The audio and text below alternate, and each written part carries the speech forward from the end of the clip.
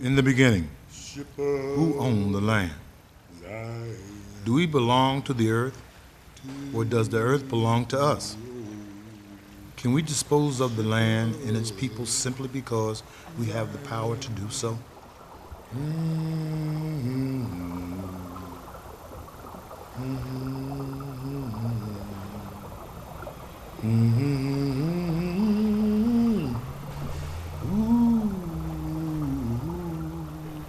Ten 10,000 years ago, the people shared this land. They called themselves the original people, the Lenape. They named their home Aquacanasaro.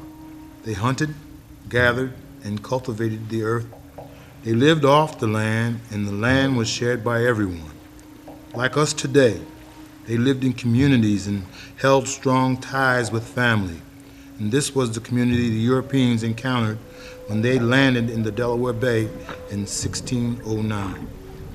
And life for the Lenapes slowly changed as they began trading and dealing with the Europeans. In 1678, Elizabeth Kinsey, a European settler, purchased the land from 4 Lenape chiefs for $240. The Lenapes held a very different point of view on property than the Europeans, believing that when they sold land, they were agreeing to share it with the buyer. Fortunately, Kinsey understood this, and she agreed to share the land with the Lenapes. Sadly, other Europeans did not appreciate this distinction, and in 1703, the New Jersey Assembly voided all previous bargains between the Europeans and the Native Americans. Aquacanasaro was no longer theirs. The island, now renamed Fairman's Island and later Petty's Island, changed hands over the years following the decree. It was even at one time owned by William Penn, Quaker and founder of the colony of Pennsylvania. In time, it became an infamous place for Quakers to partake in activities that were illegal across the river in Philadelphia, including gambling, dueling, and carousing. And in order to avoid local Pennsylvania taxation, Petty's Island even became a de facto slave depot. Better man, better man, better man, better man, better man, better man, better man.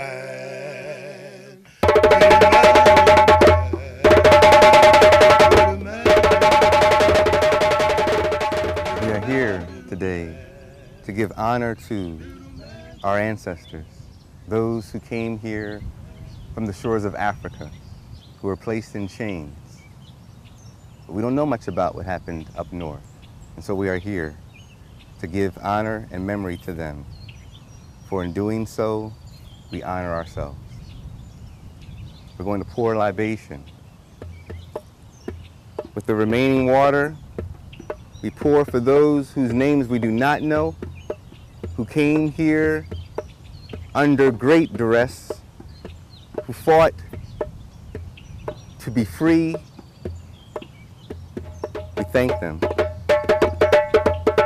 Here you have an African who's traveled anywhere from 2.5 to 4 months on a ship in the hold of the ship, in the bottom of the ship, being chained together. People that you're chained to are dying, they're sick, they're beginning to suffer from various diseases that they've acquired being shipped on the boat.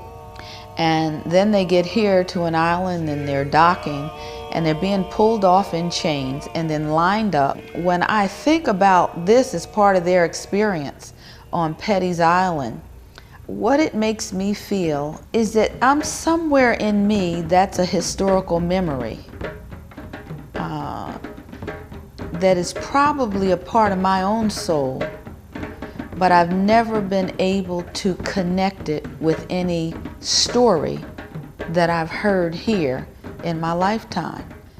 Ships came to Petty's Island, and particularly they came at night.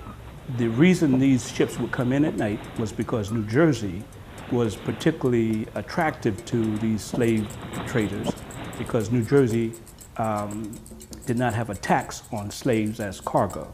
New Jersey was more advantageous than, say, Philadelphia, because New Jersey offered an owner or a trader 60 to 150 acres of land per slave, as opposed to Philadelphia offered them nothing, and also Philadelphia had a high tariff on any human cargo coming into Philadelphia. So owners knowing that and traders knowing that would bring them to Petty's Island.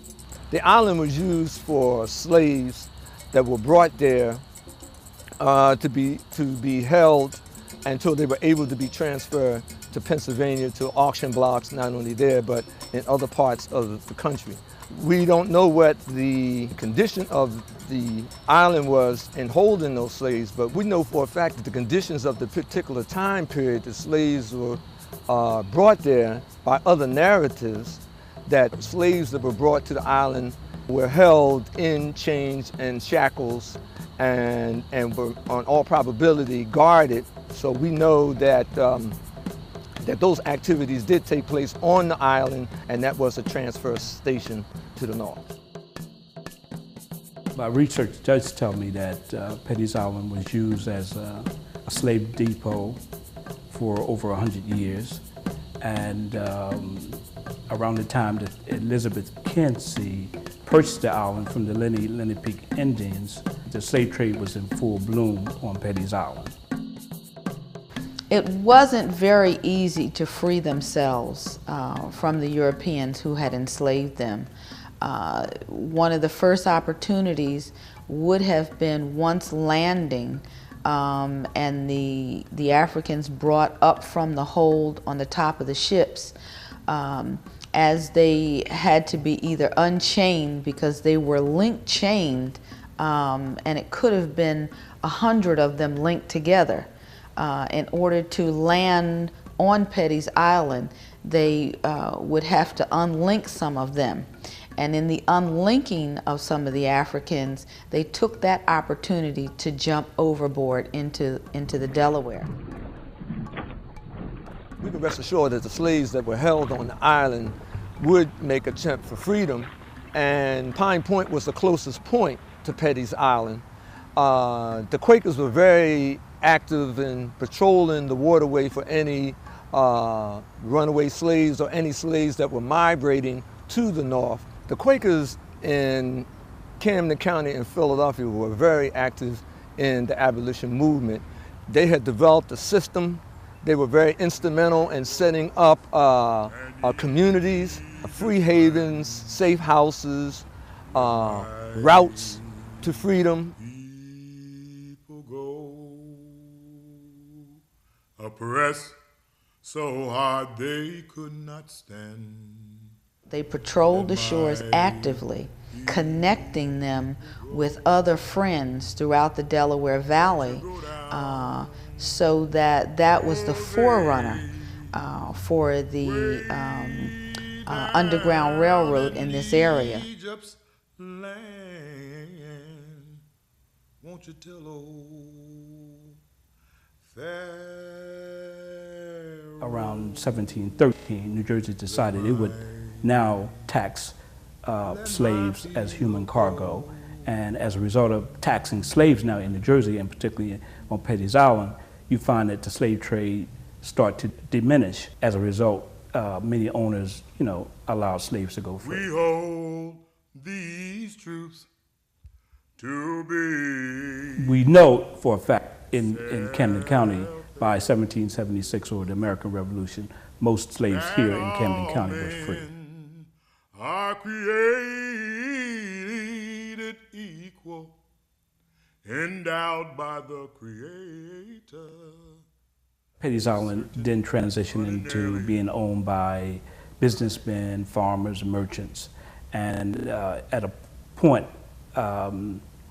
William Cramp built a shipbuilding company on Petty's Island.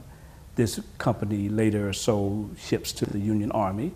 And as we get closer to the 20th century, the Crew Levitt Company, which became Citgo, began the industrial kind of revolution on Petty's Island with oil refinery. The of the island is really uncertain right now. It's owned by a private company, Citgo, that was using it as an oil terminal for years, and it ceased operation about 5 years ago. And it's been looking to give the island so that it can leave.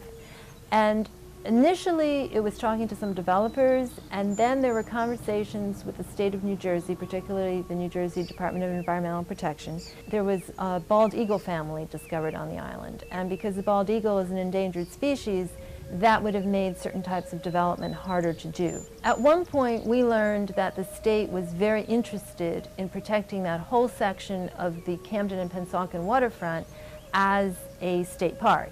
But suddenly, a couple of years later, we heard there were totally different plans for the island. A developer appeared who was interested in acquiring the waterfront both in Camden and in Pennsauken and all of Petty's Island. There's a big dispute today about redevelopment of Petty's Island.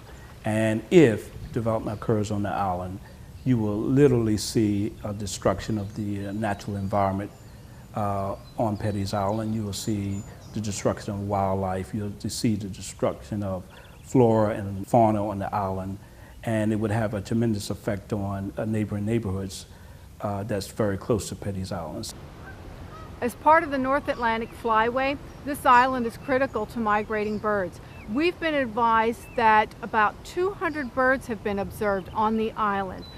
And of those 200 species, approximately 24 are birds of concern. When you put buildings on the island, you're going to put buildings, roads, you're covering all of that surface.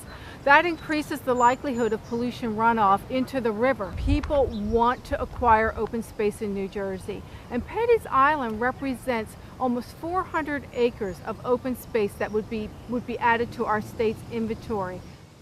In this area, you can consider Petty's Island probably one of the most unique areas in this region.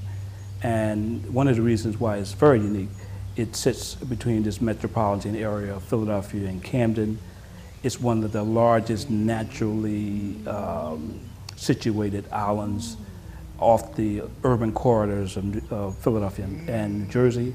And our vision for that island as a sacred place, as a precious place, is to preserve the histories and cultures and experiences of people who were forced to live there or be a part of the experience there, and people who naturally live there, like the Native Americans. We'd like to see an educational center on the island so that people visiting the island would have the ability to learn about the environmental uniqueness of the island. We see the island as a place where the importance of natural and healthy environments can be learned firsthand. That kind of learning is what excites kids, what makes them want to learn more and be a part of what they're learning. The main hope is that the state will realize that this really is a natural treasure worth preserving and take advantage of the fact that they have a willing owner who's willing to have it properly cleaned up.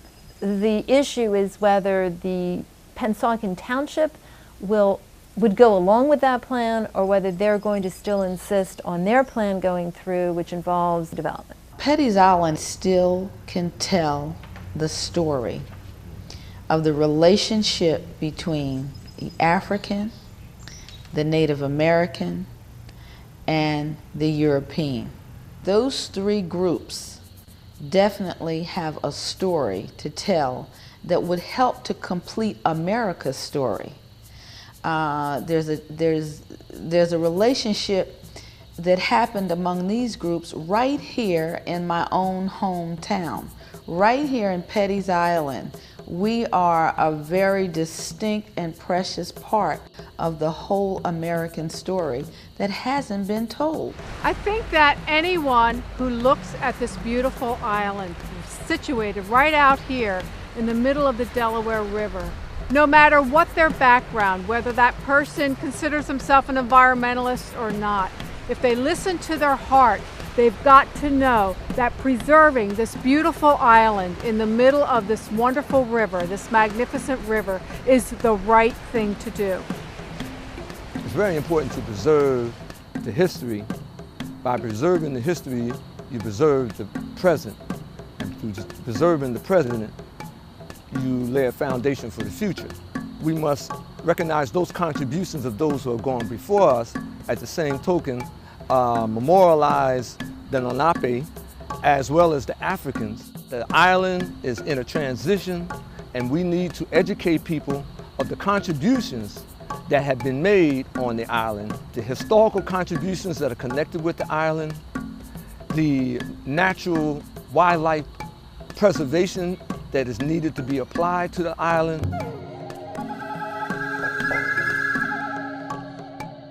By protecting the present, we preserve the future.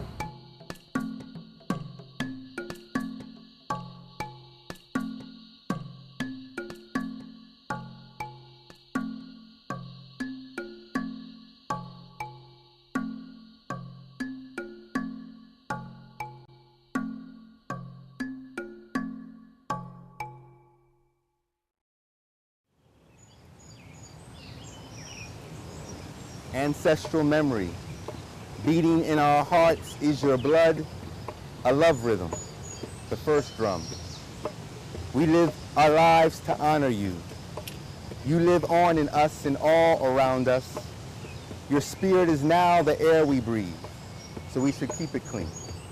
Your face is the trees, your eyes, the leaves. Your cries reside in the rain, and we hear your song in the birds singing.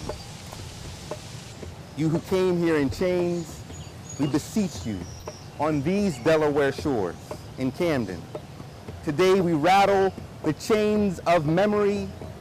History should not be a mystery.